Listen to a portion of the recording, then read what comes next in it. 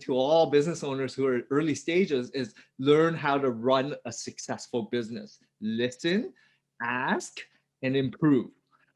And that's the only thing that will make you better, right? Yeah. And yes, there's a lot of competitive analysis, pricing strategy, go to market strategy. All that is important, but the fundamentals is serve your customers, listen to them, ask questions, and any customer service inquiry, get better, improve, right? Once you refine it to a level that you're confident, then you can then focus on other marketing mediums and channels to amplify your message.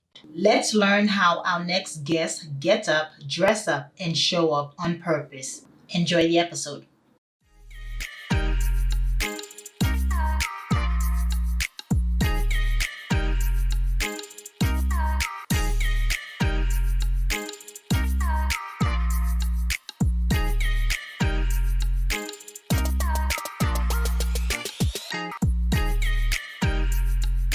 Hello, morning enthusiasts. Welcome to the Best Morning Routine Ever podcast. I am your host, Lunide Lewis, and today I am honored, I'm excited, elated to have a very special man to the show, John Vaughan. John is a seasoned sales professional, internet marketer, and with an exceptional track record helping companies grow their clientele and profit. Through 15 years of experience working with CEOs, business owners, marketing leaders of some of Canada's most successful corporations, John developed a deep understanding of local marketing dynamics and consumer behavior. So he's got the psychology behind it all, y'all. John's entrepreneurial spirit and experience working with more than 5,000 local business owners inspired him to start his own company, now called Local SEO Search.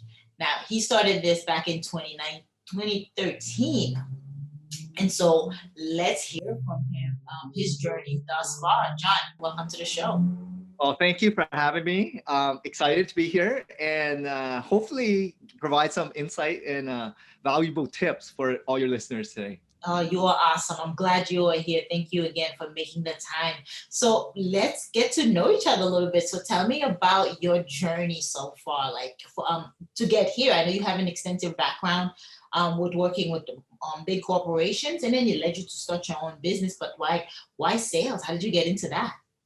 So I actually studied my college university degree was in business finance, but my first job outside of school was in advertising sales. Mhm. And I didn't know much about sales, no expertise, no background in it. However, I was hungry. So it was my first job. And I found that if you truly believe in what you're selling, and then you perfect the whole skill set of listening, asking and probing and you know getting deep in terms of what customers really want, Mhm. then you can provide a solution or a product or service that caters to them. And once you do that in a very, very, I guess, structured way with a good system process and belief in affirmation in your mindset, then they believe that you are in it for the right reason. So learning that and perfecting that art, going in every single day, positive, Yeah. really focused on, yes, you're going to get rejected in sales on a daily basis, multiple times a day for 7 hours a day. So how do you, continue doing that with Yeah. positivity, right? How do you move ahead? So I always looked at like the leaders in the space in whatever organization or whatever industry to get inspiration from them, going to all the conferences, speaking events, and then seeing what they did differently, how they evolved. And that's what really kept me going for 10 years in Wow. advertising sales. Wow. I love that you said you were hungry. It was your first job, but you were hungry. You were hungry to learn. You were hungry to like figure out how it is done and how to do it effectively. Right. I know I'm looking at you right now, and you have your background is literally a bookshelf and so colorful. I mean, you have a couple of my favorite books behind you. You have habits there. So it really tells me that you're a student of life, and you have to be right. Yeah, like early days, I wasn't that strong in reading. I was listening to a lot of audio tapes in sales.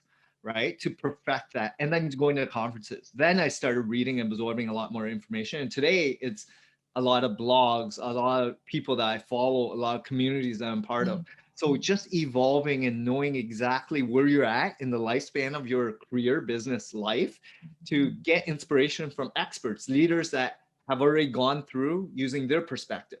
And that's what the value of books and audio and conferences and people have that you have to retain and utilize because not everyone has great input for your personalized journey. And then if you just grasp one or two tips out of each of these great people that have spent 40 years in that expertise, it's made a difference in your life, right? Like just slowly understand that not everything's going to be inspirational and going to make a huge change, but just slowly plug away. And if you can take one bullet, one point out of that book to move you ahead, that will make a small difference in your life. Yeah, and I know you mentioned earlier that you try to get to 2 books a week. You know, Yeah. that's that robust level. And that's not just audio, like you're literally like the paperback. You're going through, and you mentioned you're waking up a bit earlier to do that. And that's prioritizing learning. That's prioritizing working on you, working on your mindset, because there's really a correlation to your growth. Like my business will grow according to my level of mindset or how I grow myself. And so it's very crucial to actually feed the mind. Like you, Yeah. And never be stagnant, right? Like when you settle, because I'm ultra curious and I'm always wondering how things would be. yeah, And I don't mind trying different things, even though I fail 98%, but at least I tried, right. right?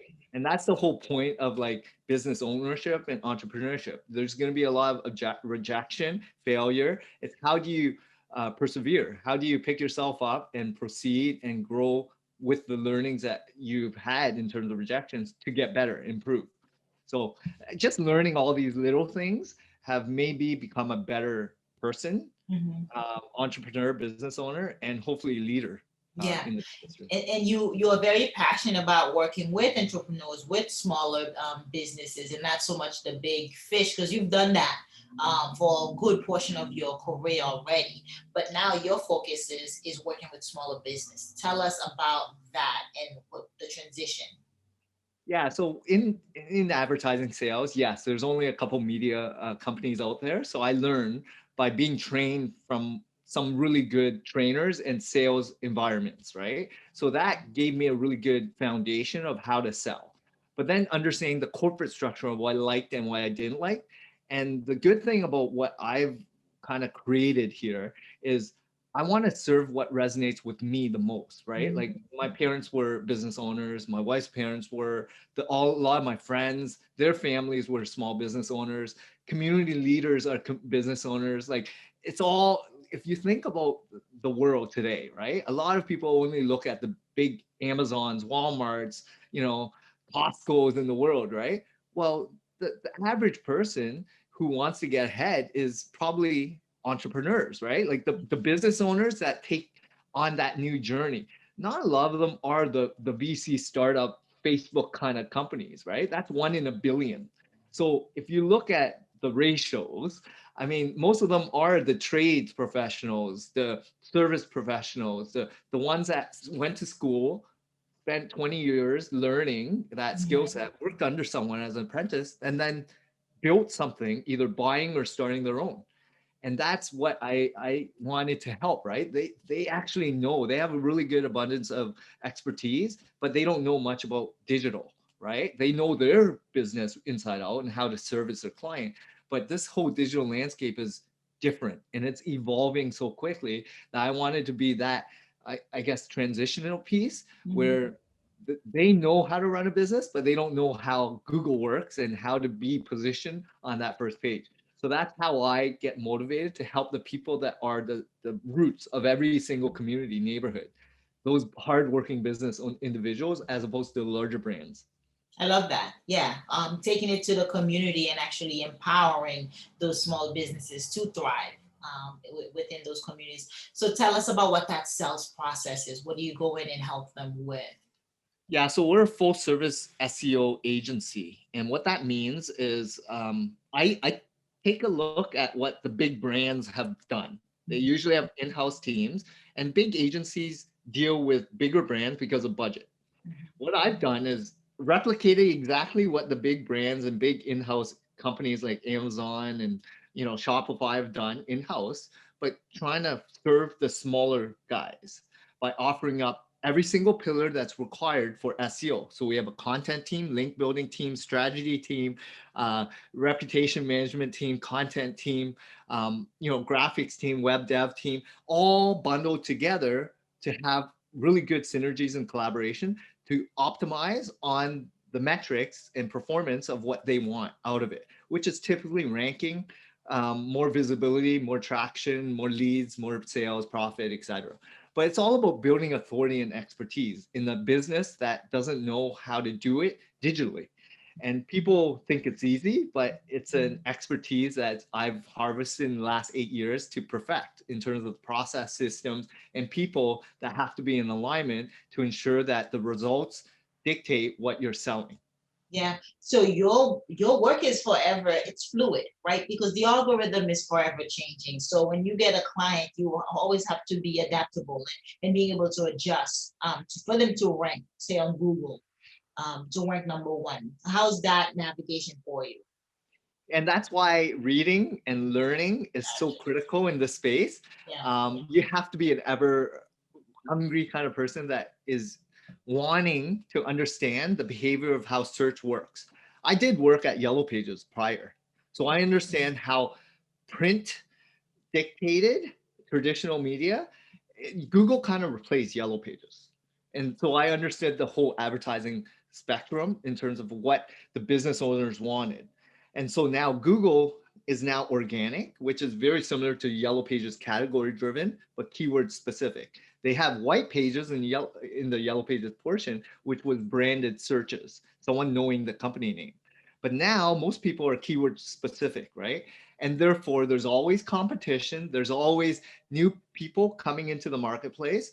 And there's a lot of people that want fast results quickly. And in reality, if you've been in business, you'll understand that it takes time, a lot of failure, a lot of trial and error. And not only do you need to be good as a business person, but you got to be savvy and strategic. And that's what it takes to run a really optimized SEO campaign. You got to know what you're doing. And that's what we've been harvesting for the last 8 years, just having a good, solid track record. Yeah, very nice. Very, very nice. And I know I just created a whole funnel here for my business and the importance of having knowing what your niche is, knowing what your target audience is, knowing how to find them and then serve them. Can you elaborate and speak a little bit on that and the importance of it?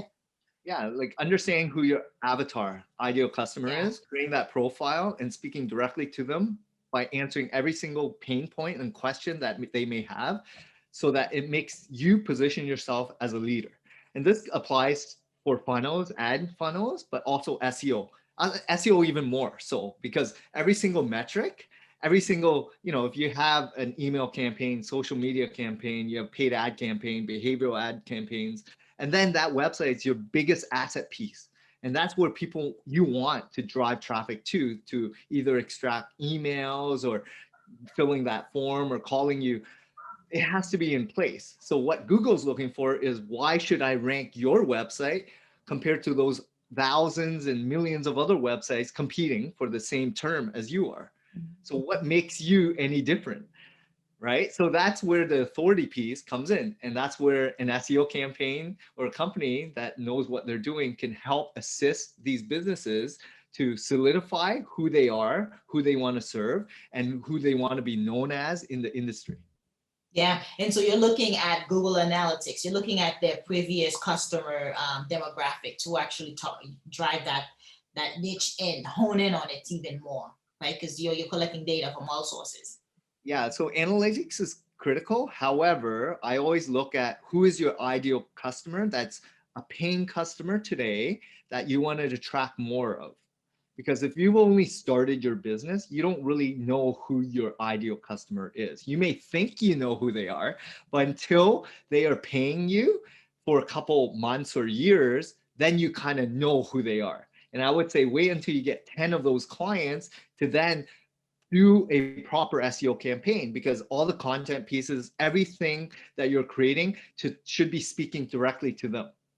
And so a lot of people jump into SEO thinking they know who they want to target, but until they actually pay, you might not know who they are until a couple months or years later. Okay, so get at least 10 paying customers under your belt before embarking on this journey, because you want to be efficient and take leverage on that data so that you're not wasting money or time or resources for that matter. And I always would say, learn how to run a business first. Mhm. Don't perfect marketing and advertising. Because that stuff will break when you start ranking, you start getting leads, but you don't know how to serve a customer and you don't really listen, and you don't really know how to take care of them with a product or service that they actually want. Good luck trying to stay afloat.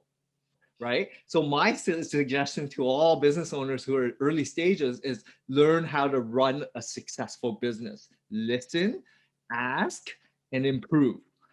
And that's the only thing that will make you better, right? Yeah. And yes, there's a lot of competitive analysis, pricing strategy, go-to-market strategy. All that is important, but the fundamentals is serve your customers, listen to them, ask questions, and any customer service inquiry, get better, improve, right? Once you refine it to a level that you're confident, then you can then focus on other marketing mediums and channels to amplify your message. Yeah, because I'm trying, as you were speaking, John, I was thinking about which one comes first, the chicken or the egg, right? So learn to build a business, learn to operate the business, but you need a customer, a client to actually go through that pipeline to provide that service. So again, Learn how to sell. So that's the yeah, number one skill set I would always tell people, because you're the biggest believer. You should be the biggest salesperson in any organization.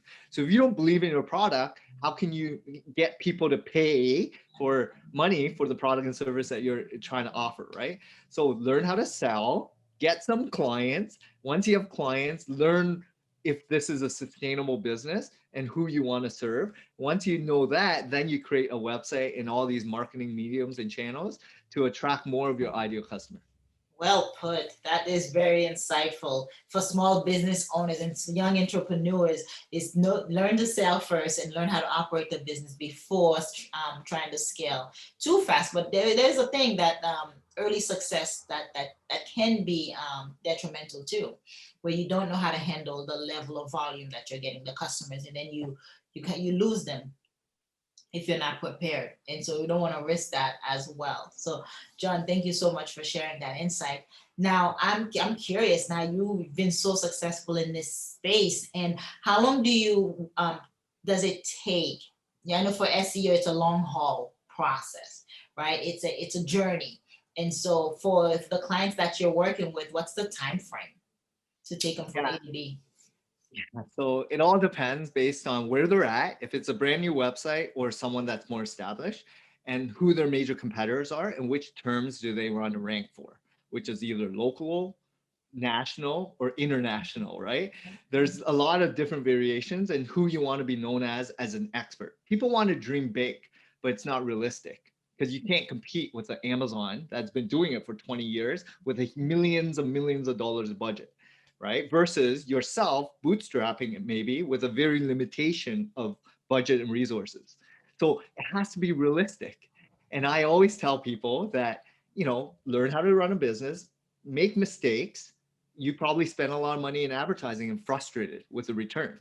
So what are you looking for ultimately? Be realistic with that. So with me, I always ask customers, what is your expectation? And I'll tell you if it's realistic or not. And I always tell people I've had clients rank in a month. I also had taken clients 3+ years to rank based on competition, where they're at in terms of brand new or established, and which terms they want to rank for. But it takes time, because what Google's looking for is matching the website with the user intent. And they don't want to have websites that are new to be ranked when they're not established as experts, right? So you as a new business owner, how do you expect to rank when there's 10 or 100 other competitors been around for 5 or 10 years. Maybe they have done SEO or not, but in Google's eyes, you're brand new. So be Mhm. realistic with all this.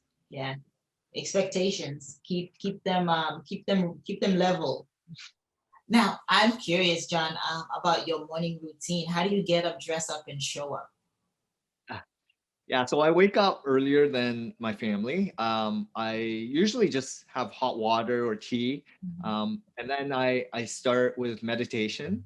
So just being grateful and you know just happy life, right? Like how lucky I am to be living in. I live in Canada, so freedom, peace, and not having to worry about like the necessities in life. And then of course it's all about like why am I doing what I'm doing? So what's my purpose, right? How can I improve? And looking back at yesterday or previous month or today, how can I get better? So then I do that for a couple minutes, just slow down, and then I go on with reading.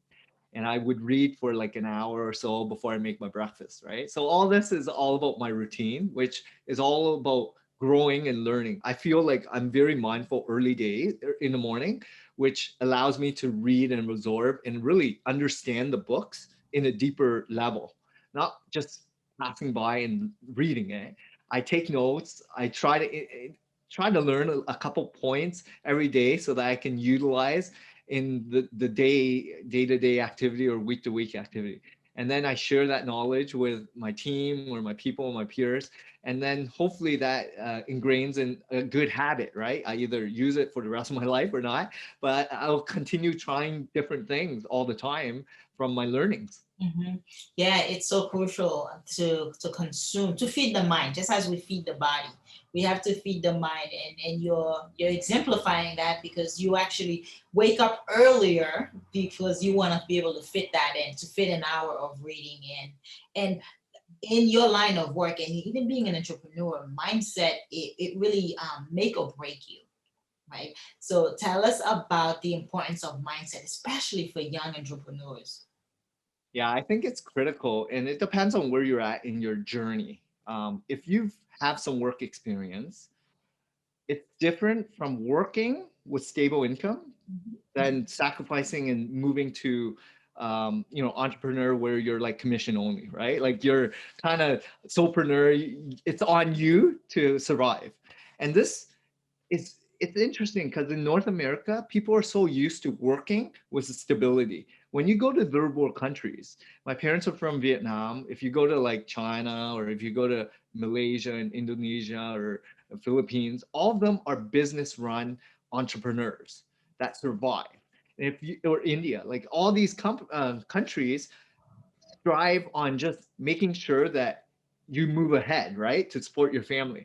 And most of them are entrepreneurs because there's no social assistance, there's no government grants, and there's no big employers out there, Yeah. right? It's survival at its greatest, and it's hyper competitive. So what do they strive on? Relationships, connections, and unique. Like everyone serves the same product, right? There's only limitations on that. So how do they differentiate?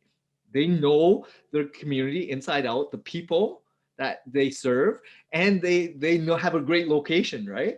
And that's why that's it's so important. That's what I talk about fundamentals. I talk about like when you run a business, take care of the fundamentals. Have that strong mindset of serving others, listening, adding value, and selling on yourself. Like people buy because of you ultimately. The product and service will go, come and go because there's millions of other products and services they can choose. But ultimately, they want to buy from you. And therefore, you have to have a really good understanding of what you bring to the table, how you're different.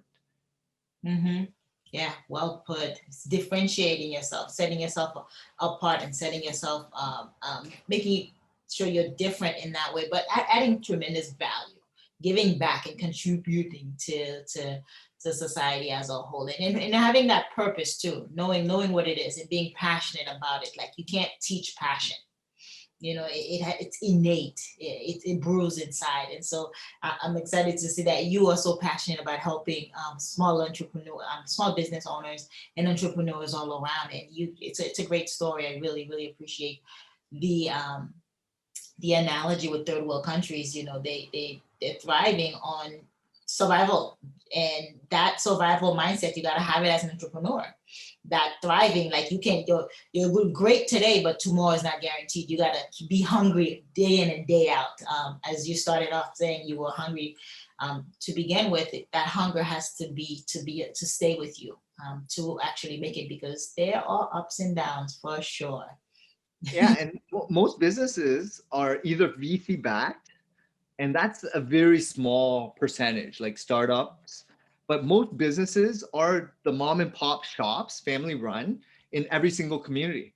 And most of them sacrifice their livelihood, their savings Yeah. to run this business. So they put everything in it for their family. So that's why I mean by like, I want to support these people because they understand how hard it is to earn a living, have a paycheck that's unstable, especially during this pandemic, right? Like they're the ones that were hit the hardest, yet Amazon was still open. Walmart was still taking on deliveries. It's crazy, but they're the ones that were the lifeline of every single community, yet they were the ones impacted the most. So I always say support your local business owners because they're the ones that need it the most, yet they're the hardest working people that if you peel that onion back, they're humans like you and I, and they're great humans Yeah. because they're sacrificing a huge component of their livelihood to serve others. How do you encourage them to come out of the pandemic?